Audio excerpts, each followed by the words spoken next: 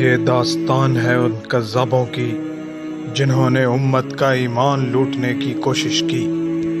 ان میں سب سے بڑا بدبخت تھا مسیلمہ کذاب، جسے کذاب یمامہ بھی کہتے ہیں۔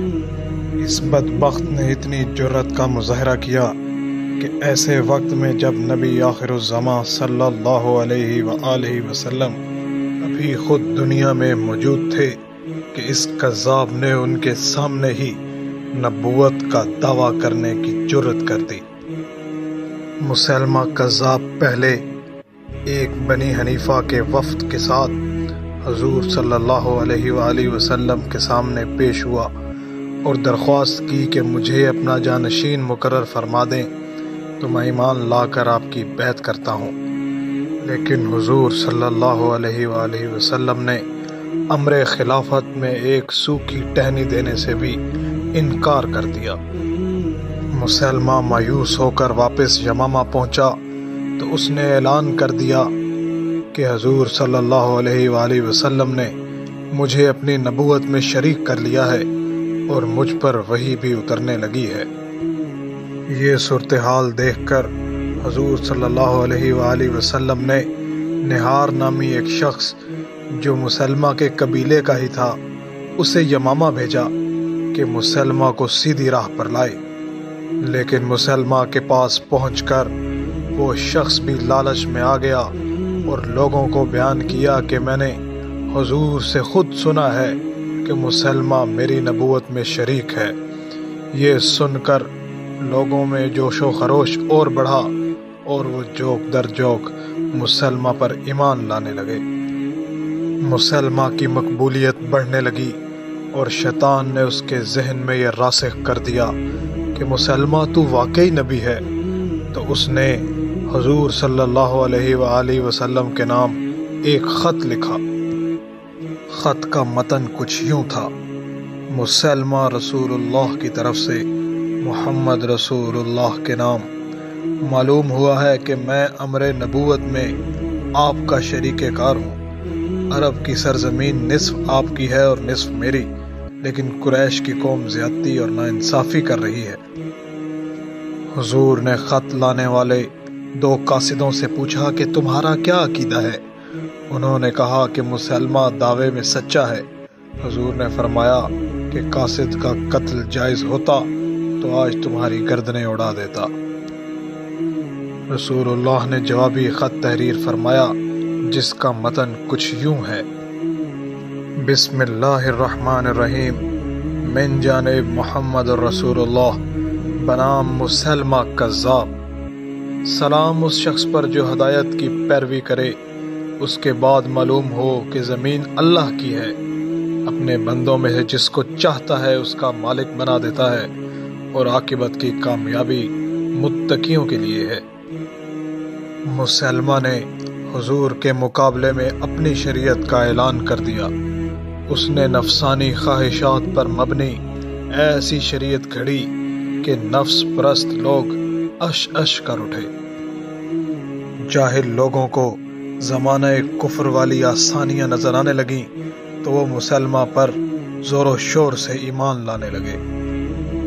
مسیلمہ نے اپنی شریعت میں سنتیں ختم کر دیں اور صرف فرض نماز پڑھنے کی تلقین کی، اور قبلہ کی طرف منہ کرنا بھی ضروری نہیں قرار دیا۔ فجر اور عشاء کی نماز معاف کر دی، ماہ رمضان کے روزے اڑا دیے، ختنہ کرنا حرام قرار دیا اور شراب حلال کر دی، نکاح بغیر گواہوں کے جائز قرار دیا۔ ایسی شیطانی شریعت دیکھ کر عیاش پرستوں نے گل چھڑے اڑانا شروع کر دیے، یہاں تک کہ فحاشی کا دور دورہ ہو گیا اور معاشرے کا توازن بگڑنے لگا۔ مسیلمہ چونکہ دعوی نبوت کر بیٹھا تھا تو لوگ اس سے دعا کروانے کے لیے آتے، لیکن ہر دعا کا الٹا اثر ہو جاتا۔ ایک شخص کے باغات کی شادابی کے لیے دعا کی تو اس کے درخت ہی سوکھ گئے۔ کنوؤں کا پانی بڑھانے کے لیے حضور صلی اللہ علیہ وآلہ وسلم کی نقل میں مسیلمہ نے اپنا آب دہن ڈالا تو کنویں کا پانی اور نیچے چلا گیا۔ بچوں کے سر پر برکت سے ہاتھ پھیرا تو بچے گنجے ہو گئے۔ ایک آشوب چشم پر اپنا لعاب دہن لگایا تو وہ بالکل اندھا ہو گیا۔ شیردار بکری کے تھن پر ہاتھ پھیرا تو سارا دودھ ہی خشک ہو گیا۔ غرض مسلمہ ذلت پر ذلت اٹھاتا رہا۔ امیر المومنین حضرت ابوبکر صدیق نے مسلمہ کی سرکوبی کے لیے لشکر روانہ کیا اور ان کی مدد کے لیے پیچھے سے ایک اور لشکر کو روانہ کر دیا، اور پہلے لشکر کو پیغام دیا کہ جب تک دوسرا لشکر نہ آ ملے جنگ کو شروع نہ کیا جائے۔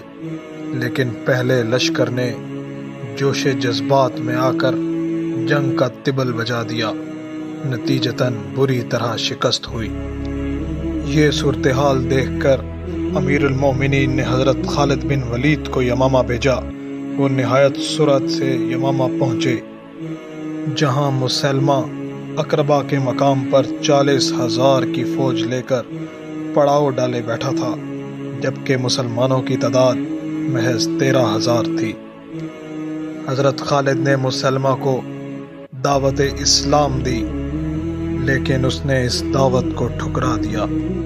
نتیجتاً جنگ کا آغاز ہو گیا اور دونوں لشکر ایک دوسرے سے ٹکرا گئے، اور ایسا قتال ہوا کہ چشم فلک نے کبھی نہ دیکھا۔ مسلمہ کی فوج اپنی کثرت تعداد کی وجہ سے مسلمانوں پر بھاری نظر آنے لگی۔ مسلمان حضرت خالد کے حکم سے پیچھے ہٹنے لگے، یہاں تک کہ مسلمہ کی فوج حضرت خالد کے خیمے میں داخل ہو گئی، جہاں پر حضرت خالد کی زوجہ موجود تھی، اور لشکریوں نے ان کو قتل کرنا چاہا، لیکن کسی نے بلند آواز سے منع کیا کہ اگر مسلمانوں کو اس جنگ میں فتح ہو گئی تو پھر تمہارے بیوی بچوں کی بھی خیر نہیں ہوگی۔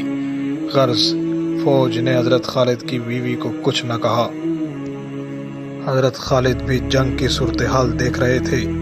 ان کو معلوم پڑ گیا تھا کہ عددی کثرت کی بنا پر مسلمہ کی فوج میں کوئی تھکاوٹ نہیں آ رہی، اور مسلمانوں کا پلہ بھی کبھی ہلکا ہوتا ہے اور کبھی بھاری۔ تو انہوں نے جنگی حکمت عملی بدل دی۔ انہوں نے مسلمہ کے لشکر سے بڑے بڑے سرداروں کو للکارا اور انہیں تیش دلایا۔ چنانچہ بڑے سورما فوج سے نکل کر حضرت خالد کے مد مقابل آ گئے، لیکن جو بھی آتا وہ حضرت خالد کے وار سے بچ کر زندہ نہ جا سکتا۔ یہ دیکھ کر مسلمہ کی فوج میں ہلچل مچ گئی۔ حضرت خالد نے مسلمہ کو پھر للکارا اور پھر دعوت اسلام دی، لیکن اس نے دعوت حق ایک بار پھر ٹھکرا دی اور اپنی فوج کو لے کر ایک باغ میں قلعہ بند ہو گیا، جس باغ میں جانے کے لیے کوئی دوسرا راستہ موجود نہ تھا۔ یہ صورتحال دیکھ کر حضرت برا بن مالک نے کہا کہ آپ لوگ مجھے باغ کی فصیل کے پاس لے جا کر اس طرف پھینک دیں، اگر اللہ نے چاہا تو میں دروازہ کھولنے میں کامیاب ہو جاؤں گا۔ چنانچہ ایسے ہی کیا گیا اور حضرت برا کو اس طرف پھینک دیا گیا۔ انہوں نے جاں فشانی سے اس کذاب فوج کا مقابلہ کرتے ہوئے بالآخر دروازہ کھولنے میں کامیاب ہو گئے، جہاں حضرت خالد پہلے ہی اس انتظار میں تھے۔ حضرت خالد باغ میں داخل ہو گئے اور مسلمہ کی فوج کو گاجر مولی کی طرح کاٹنے لگے۔ مسلمہ نے جب یہ صورتحال دیکھی تو اپنے خاص فوجی دستے کے ساتھ میدان جنگ میں کود پڑا۔ حضرت حمزہ کے قاتل وحشی جو اب مسلمان ہو چکے تھے، انہوں نے مسلمہ کو پا لیا اور پوری قوت سے نیزہ اس کی طرف اچھال دیا، جس سے مسلمہ کو کاری ضرب لگی اور وہ زمین پر گر گیا۔ قریب ہی ایک انصاری نے اس کو تلوار ماری اور اس کا سر کاٹ کر تلوار پر چڑھا دیا۔ یہ منظر دیکھتے ہی مسلمہ کی فوج میں بھگدڑ مچ گئی اور مسلمانوں نے ان کو بے دریغ قتل کرنا شروع کر دیا۔ اس مارکے میں مسلمہ کی 40,000 کے لشکر میں سے 21,000 موت کے گھاٹ اتار دیے گئے اور مسلمانوں میں سے 660 آدمی شہادت کے رتبے پر پہنچے۔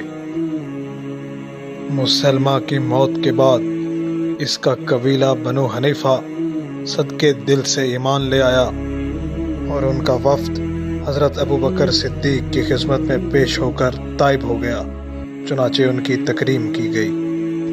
کذابوں کی داستان کا اگلا کردار اسود انسی، جس کے متعلق ویڈیو جلد ہی اس چینل پر اپلوڈ کر دی جائے گی۔